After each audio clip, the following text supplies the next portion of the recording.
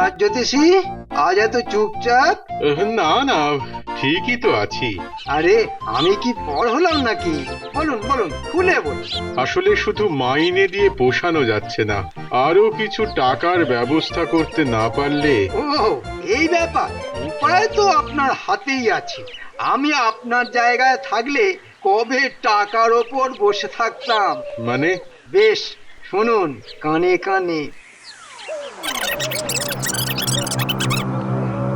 কিন্তু এটা কি ঠিক হবে? তাহলে যেটা ঠিক হবে তাই করুন, আমি চললাম। মন্ত্রী যা বলল সেটা। না না না, আমি রাজজ্যোতিষী, আমি সাধারণ মানুষকে, কিন্তু টাকা জোগাড় করতে হলে। হ্যাঁ হ্যাঁ হ্যাঁ হ্যাঁ হ্যাঁ, এটাই ঠিক।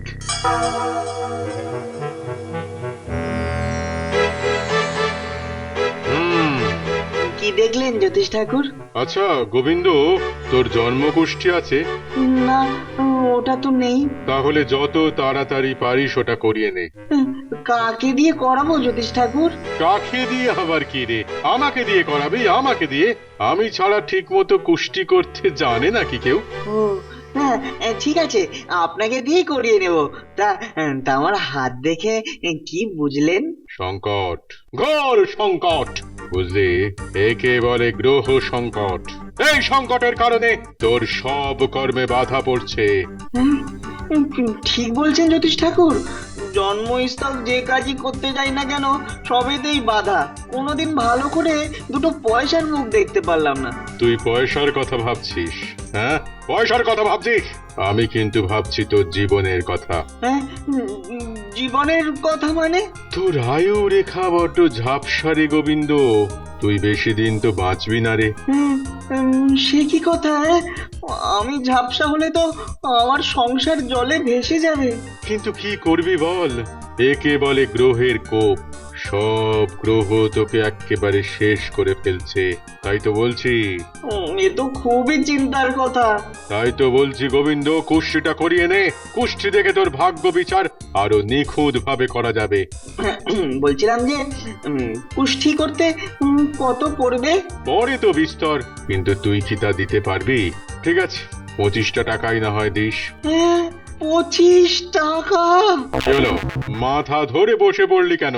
আগে আগের টাকার অঙ্কটা শুনে যে আমার আমার মাথাটা কেমন ঝিমঝিম করছে।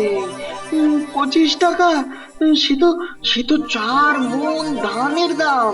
তোর কাছে টাকা বড় না জীবন বড়? হ্যাঁ, ঠিক আছে, ঠিক আছে, 25 টাকা না হয় দেবো।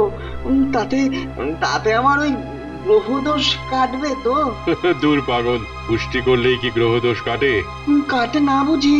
আগেই তো বললাম, কুষ্টি দেখে ভাগ্য বিচার আরো নিখুঁত ভাবে করা যায়। তারপর ঠিক করতে হবে তোর গ্রহ দোষ কাটবে কিভাবে। পাথর দেব না যজ্ঞ করব?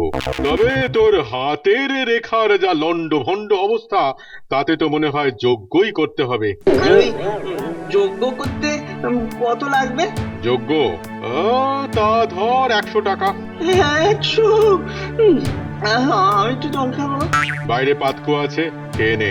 আর এই যে হাত দেখলাম, তার জন্য প্রণামী বাবদ 5 টাকা আমার পায়ের কাছে রেখে দিয়ে যা। আচ্ছা, আচ্ছা, বলছিলাম এসব করলে টরলে আমি আমি অনেকদিন বাঁচবো তো? দেখ, বাঁচা মরা সবই ভগবানের হাত। আমরা শুধু চেষ্টা করতে পারি মাত্র। যা যা বললাম আগে তো সেগুলো করার ব্যবস্থা কর, তারপর তো বাঁচা মরা।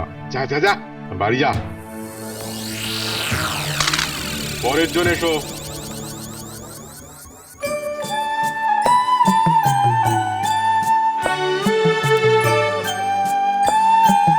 গোপাল দাদু, ও গোপাল দাদু, কিরে, এই অসময় এসে হাত ডাক করছিস কেন?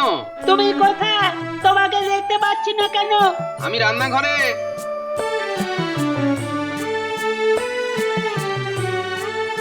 এ কি গোপাল দাদু, তুমি রান্না করছো? দিদা কোথায়? আর দিদিমা পুকুর থেকে জল আনছি বলে সেই যে গেল তো গেল। আমি এদিকে ভাতের দিকে তাকিয়ে তীর্থের কাকের মতো বসে আছি। কি যে কলে ফেলে দিয়ে গেল তোদের দিদিমা। কেন কলে ফেলে গেল কেন? বলে গেছে ভাতের ফ্যান যেন না পড়ে সেদিকে লক্ষ্য রাখতে, কিন্তু ভাতের ফ্যান উঠলে উঠলে কি করতে হবে সেটা কিন্তু বলে যায়নি। দেখো দেখো দেখো দেখো ও ছাতার মাথা ভাতের ফ্যান উঠলে ওঠার আর সময় পেল না। এখন কি করি ওরে বাবা, আরে আরে ভাতের ফ্যান গড়িয়ে পড়লো, ওই ভাতের হাঁড়ি যে আমার মাথায় ভাঙবে বলে গেছে। তুমি সরো তো, আমি দেখছি। আরে আরে তুই বাচ্চা মেয়ে, তুই কি দেখবি রে? দেখতে গিয়ে যদি হাতটা পুড়ে যায়। কিচ্ছু হবে না, সরো সরো।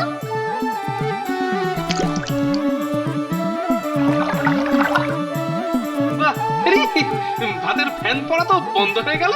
কুটি, তোর মাথায় কি বুদ্ধি রে?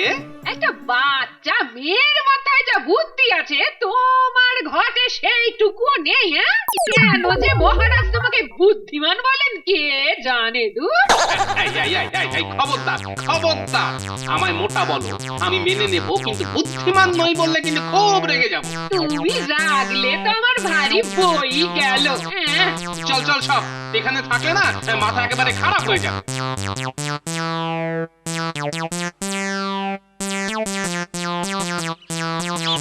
গোপাল দাদু, একটা গল্প শোনাও না। হ্যাঁ হ্যাঁ, শোনাচ্ছি শোনাচ্ছি। গোবিন্দ, আরে ও গোবিন্দ, বলি কোত্থেকে আসা হচ্ছে? ওই একটু রাজ্যোতিষীর বাড়ি থেকে আসছি। রাজ্যোতিষী কেন? বুঝলে গোপাল দাদা, ইদানিং সময়টা আমার ভালো যাচ্ছে না গো, ওই তাই একটু হাতটা দেখাতে গিয়েছিলাম। ভালো ভালো, শুনেছি রাজসভার কাজের বাইরে রাজ্যোতিষী আজকাল জ্যোতিষ ব্যবসা করে থাকেন। তা হাত দেখে কি বললেন? যা বললেন তাতে তো আমার আত্মারাম খাঁচা ছাড়া হওয়ার জোগাড় গোপাল দাদা। কিরকম? বললেন আমার নাকি ভয়ঙ্কর রকমের ওই গ্রহ সংকট চলছে, আমার হাতের আয়ুরেখা নাকি খুব ঝাপসা। তা প্রতিকারের রাস্তা কিছু বললেন?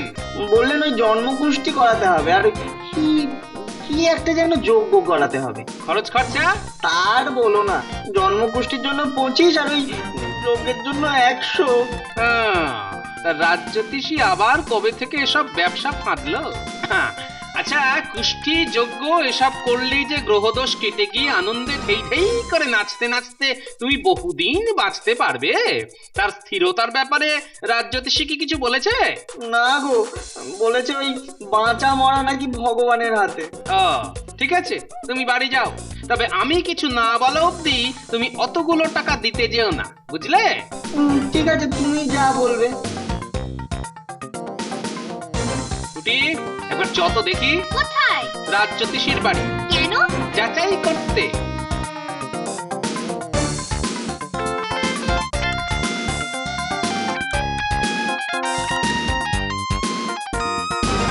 কি ব্যাপার গোপাল? এই একটু আপনার কাছে এলাম আর কি। তা আপনি আবার কবে থেকে লোকেদের ভাগ্য গণনা শুরু করলেন? হ্যাঁ, কেন, আমার জ্যোতিষ চর্চার ওপর তোমার কি কোনো আস্থা নেই? না, আপনার জ্যোতিষ চর্চার উপরে আস্থার কথা বলছি না, কিন্তু আজ গোবিন্দর কাছে যা শুনলুম তাতে আপনার ওপর আমার আস্থা চলে যাচ্ছে। দেখো গোপাল, যা করছি তা সাধারণ মানুষের মঙ্গলের জন্যই করছি। রাজার মতো তাদেরও নিজেদের ভাগ্য জানার অধিকার আছে, তাই না? তা আমি যদি বুঝি সেই জানাটা মিথ্যে, তাহলে কিন্তু আপনার কপালে দুঃখ আছে। চললাম। যাও যাও, তোমাকে আমার চেনা আছে। রাজ্যোতিষী মশাই, আমার হাত একটু দেখে দিন না। আহা হা হা, কাঁদছিস কেন? কি হয়েছে তোর? আগে বাবা বলে লেখাপড়ায় আমার একদম মাথা নেই, বাড়ি থেকে বের করে দেবে। আহা হা, কান্না থামা, দেখি হাতটা দে দেখি একবার, দে। না না না, ডান হাত নয়, বাঁ হাতটা দে। খারাপ কিছু দেখলেন? খারাপ মানে? এ তো খারাপেরও খারাপ, একেবারে খারাপ, এতটাই খারাপ যে তোর লেখাপড়া তো কিচ্ছু হবে না। সে কি? কেন? কেন কি?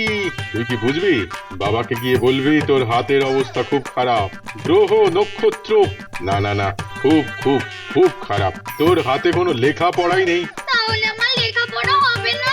হবে, কিন্তু তার আগে একটা যজ্ঞ করতে হবে, সেই সাথে একটা কবচ ধারণ, 200 টাকার মতো লাগবে। চপুটি, আমার যা জানার তা হয়ে গেছে। নাকি তুমি? আমি, আপনি কিভাবে লোকের উপকার করতে চলেছেন সেটা আমার জানা হয়ে গেছে। আমাকে জানা হয়ে গেছে মানে কি বলতে চাইছো তুমি? বলতে চাইছি যে আপনি জ্যোতিষের নামে লোককে ঠকিয়ে পয়সা কামাচ্ছেন, যা বলছেন তা সব মিথ্যে। প্রমাণ করতে পারবে? প্রমাণ? প্রমাণ তো এই বাচ্চা মেয়েটা। আপনি এর হাত দেখেই বলে দিলেন যে লেখাপড়া কিছু হবে না, আর সেটা বলতে গিয়ে কত কিছুর গল্প শোনালেন। কিন্তু আপনি কি জানেন এর থেকে মেধাবী মেয়ে এই কৃষ্ণনগরে আর হয়তো দুটো পাওয়া যাবে না? মানে? মানে মানে জানতে হলে এই যে পাঠশালায় পড়ে তার গুরু মশাইকে গিয়ে জিজ্ঞেস করে আসুন। তার মানে তুমি আমাকে পরীক্ষা করতে এসেছিলে? এ রাম, এটা আপনি এত পরে বুঝলেন? বেরো বেরো বেরো আমার বাড়ি থেকে। চটেন কেন, চটেন কেন? জানি চুরি ধরা পড়ে গেলে এমন অবস্থাই হয়। আপনি যে পুরোপুরি লোক ঠকানোর রাস্তায় নেমেছেন সেটা আমি ঠিক বুঝে গেছি। বুঝে গিয়ে কি করবে? মহারাজের কাছে গিয়ে নালিশ করবে? পাগল, কারণ আমি নালিশ টালিশ করা আমার ধাপে আসে না। তবে যাবার সময় একটা কথা বলে যাই, জ্যোতিষশাস্ত্রের উপর মানুষের অগাধ বিশ্বাস, তাই সেই বিশ্বাসকে নিয়ে বুঝঝুকি করতে গেলে এমন শাস্তি দেব যে সারা জীবন মনে রাখবেন। আরে যাও যাও, আমি কিন্তু এর বিচার চাই মহারাজ। ও বাবা, কিসের বিচার? আমি জ্যোতিষী, মানুষের ভাগ্য বিচার করাই আমার কাজ। তা করো না, আটকাচ্ছে কিসে? আটকাচ্ছে ওই গোপাল। মহারাজ আমার নামে কিছু বললে আমি এতটা গায়ে মাখতাম না, কিন্তু জ্যোতিষ শাস্ত্রের নামে নানা রকম অকথা কুকথা বলে বেড়াচ্ছে। বলছে জ্যোতিষ শাস্ত্র নাকি সব বুজরুকি ভণ্ডামি। সে কি গোপাল বলেছে এই কথা? ঠিক আছে ঠিক আছে, তুমি এখন যাও, আমি গোপালকে ডেকে ধমকে দেবক্ষণ। দেবেন তো মহারাজ? আচ্ছা করে ধমক দেবেন তো মহারাজ? মহারাজ, আপনার কাছে আমার আরো একটা নিবেদন আছে। বলো। অনেক দিন হয়ে গেল আপনার হাত দেখা হয়নি, হাতটা কি একবার দেখে দেব মহারাজ? দেখবে? ঠিক আছে, সে না হয় সময় মতো তোমায় ডেকে নেব। ঠিক আছে। গোপালের আবার কি মতিভ্রম হলো? হঠাৎ করে আবার রাজ্যোতিষীকে নিয়ে পড়তে গেল কেন? ওহো,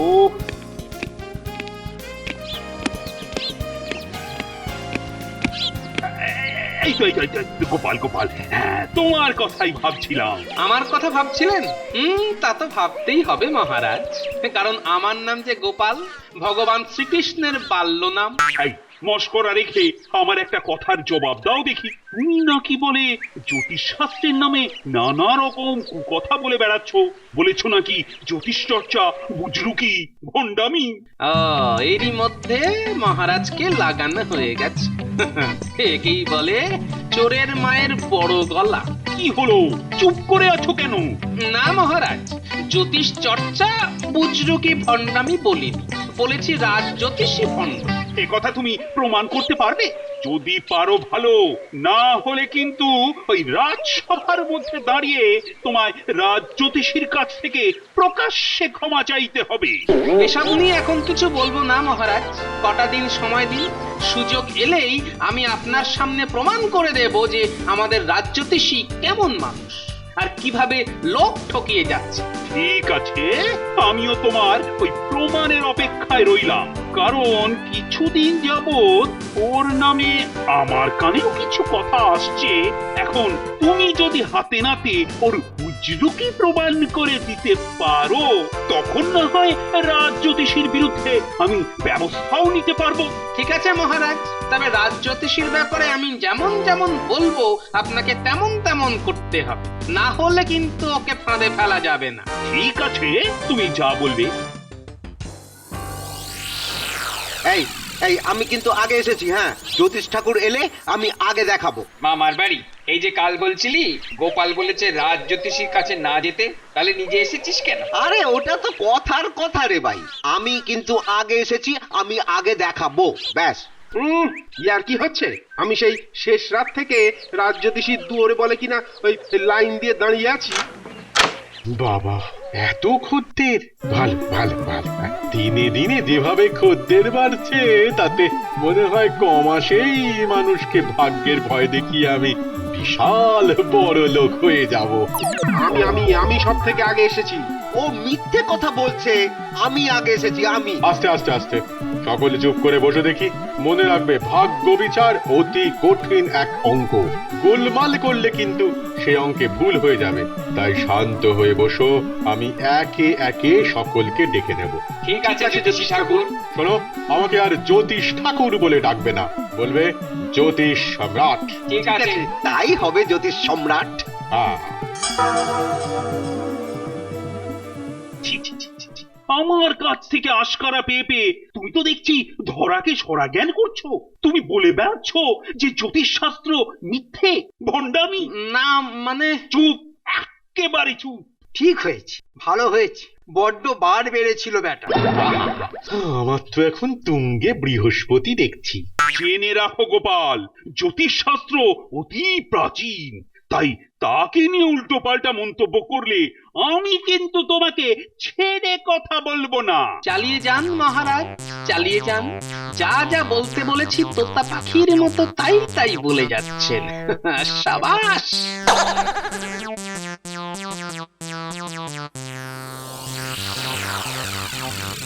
ও, তাই নাকি?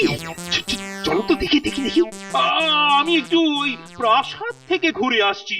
মন্ত্রী, তুমি ততক্ষণ সভাটা চালিয়ে যাও। সাত সকালে মহারাজের কাছ থেকে বকা খেতে কেমন লাগলো? হ্যাঁ, তাতেও কি শিক্ষা হবে এই অপকাণ্ডটার? আবার কখন কার পেছনে লাগার চেষ্টা করতে শুরু করে দেবে। না না, যা শিক্ষা হলো আজ, আর কখনো কারো ব্যাপারে নাক গলাবো না। এই এই এই এই নাক মলছি, এই কান মলছি। এই জন্যই তো বলে ধর্মের কল বাতাসে নড়ে। কি ব্যাপার, মহারাজ এখনো সভায় এলেন না? আসবে আসবে, সময় হলেই আসবে। এই যে ভাঁড় মশাই, মহারাজ আপনাকে অন্দরমহলে ডাকছেন। আবার ভেতরে কেন? তোমার জন্য মহারাজ হালুয়া নিয়ে বসে আছেন, হয়তো নিজে হাতে খাবে।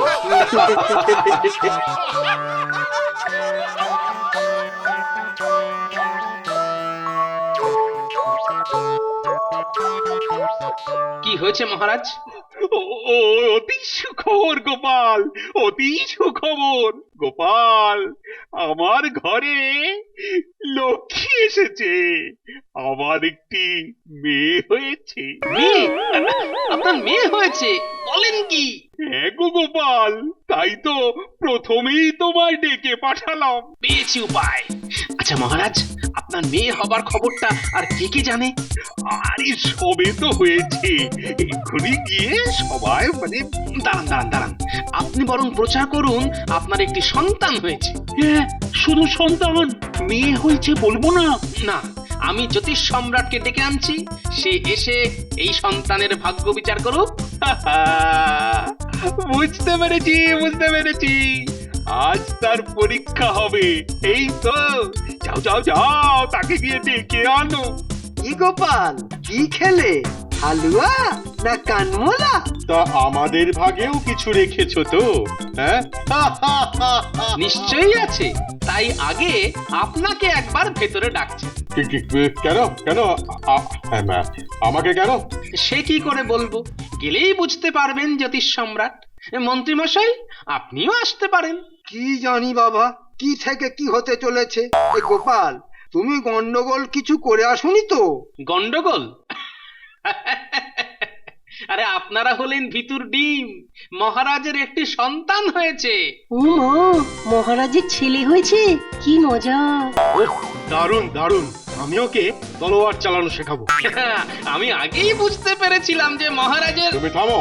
একমাত্র আমি আগে থেকে নিশ্চিত জানতাম যে মহারাজের একটি পুত্র সন্তান হবে। বাবা, আপনি আগে থেকেই জানতেন যে মহারাজের ছেলে হবে?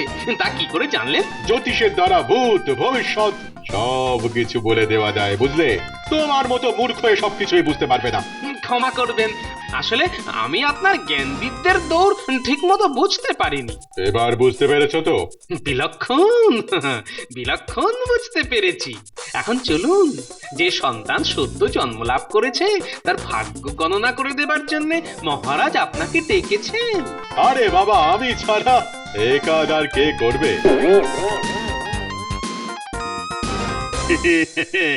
তা সকলে শুনেছ তো যে আমার একটি সন্তান হয়েছে? শুনেছি মহারাজ, অষ্টমী তিথিতে অঘা নক্ষত্রে জন্ম। এ ছেলে দিকপাল হবে মহারাজ, আপনি মিলিয়ে নেবেন। আরে এ তো বড় সুলক্ষণযুক্ত ছেলে হয়েছে। এইটুকু শুনেই অবাক হয়ে গেলেন রানীমা।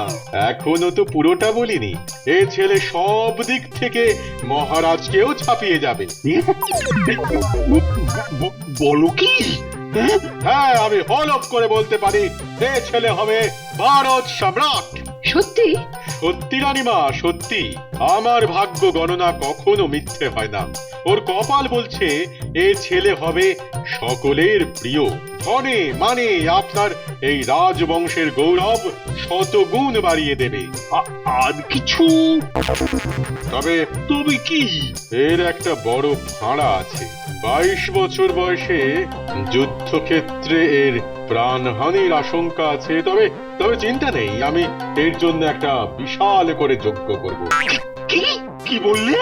জানি জানি, ছেলের নামে খারাপ কথা শুনতে কোনো বাবারই ভালো লাগে না, কিন্তু কি করব বলুন, গ্রহ দোষ।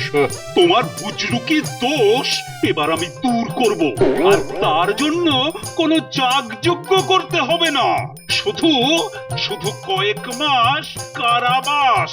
কেন, সত্যি কথা বললাম বলে আমাকে কারাবাসে যেতে হবে কেন? ওরে হতচ্ছাড়া, যার ভাগ্য গণনা করে এত ভবিষ্যৎবাণী করলি, আদপে ওটা ছেলে নয়, ওটা মেয়ে। হ্যাঁ, হ্যাঁ নয় হ্যাঁ। কি বাবা, এ তো এক গাল মাছি করে ফেললো। গণনায় তাহলে একটু ভুল হয়ে গেছে মহারাজ। ঠিক আছে ঠিক আছে, আমি শুধরে নিচ্ছি। এমন ভুল তো আপনার সব সময় হয় গণক ঠাকুর। ওই যে পুটির বেলায় যেমন করেছিলেন, আপনার লোভ আপনার বিদ্যেটাকে ধ্বংস করে দিয়েছে, আর তাই আপনার কাজকর্মের সমস্ত ব্যাপারটাই যে বুজরুকিতে দাঁড়িয়ে যাচ্ছে জ্যোতিষ সম্রাট। আমায় ক্ষমা করে দিন মহারাজ, আমায় ক্ষমা করে দিন। আমি আমি ওই মন্ত্রীর বুদ্ধিমতো। একেবারে সঙ্গ দোষে সর্বনাশ। আপাতত দুটোই কারাগারে যাক, পরে দেখব কার দোষ বেশি। প্রহরী,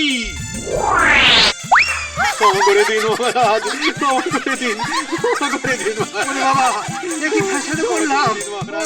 থাম বলছি, ধরতে পারলে কিন্তু একদম থাম বলছি। মহারাজ।